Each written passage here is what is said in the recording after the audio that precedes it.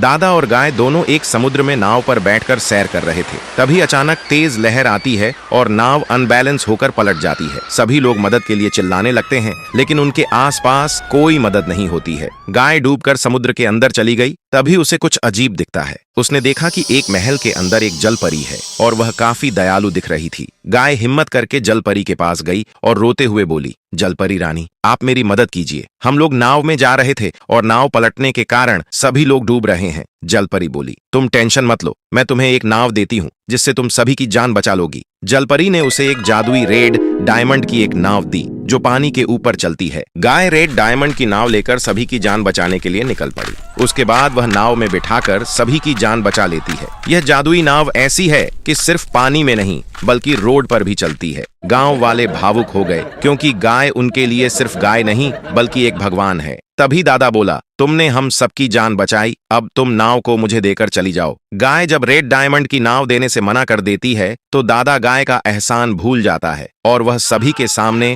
गाय को डांटने लगता है और उसे मारने लगता है। उसके बाद दादा यहीं तक नहीं रुका बल्कि गाय को बीच समुद्र में ले जाकर फेंक देता है, जिससे गाय जख्मी होकर बेहोश हो गई और डूबते हुए फिर से जल परी के महल के पास पहुंच गई। तभी शार्क सेनापति समुद्र के मैप डिस्प्ले में गाय को डूबता हुआ देख लेते हैं और शार्क सेनापति मिलकर जल परी रानी को सारी बात बताते हैं। जल परी बोली, अरे तो तुम लोग खड़े खड़े मुंह क्या देख रहे हो, जाओ उसे अस्पताल ले जाओ। उसके बाद शार्क सेनापति गाय का इलाज करने के लिए महल में बने अस्पताल में ले जाते हैं। गाय ठीक होकर बोली, सभी ने मुझसे नाव छीनकर मुझे समुद्र में फेंक दिया। जल परी बोली, तुम फिक्र मत करो, मैं इस बार तुम्हें ऐसा तोहफा दूंगी कि तुमसे कोई नहीं छीन सकता। उसके बाद जल परी ने अपनी मैजिक छड़ी से जादू करके गाय को रेड डायमंड का बना दिया। गाय खुद को रेड डायमंड का बना हुआ देखकर खुश हो गई और सभी का धन्यवाद किया। वह समुद्र से निकलकर एक गांव में गई ताकि उसे कोई नुकसान न पहुंचा सके। उसके बाद गाय रोते हुए गांव में ही रहने के लिए गांव वालों से रिक्वेस्ट करने लगी। उसके बाद वे लोग बिना कोई सवाल जवाब के उसे रख लेते हैं और उसे ढेर सारा बर्गर खिलाते हैं।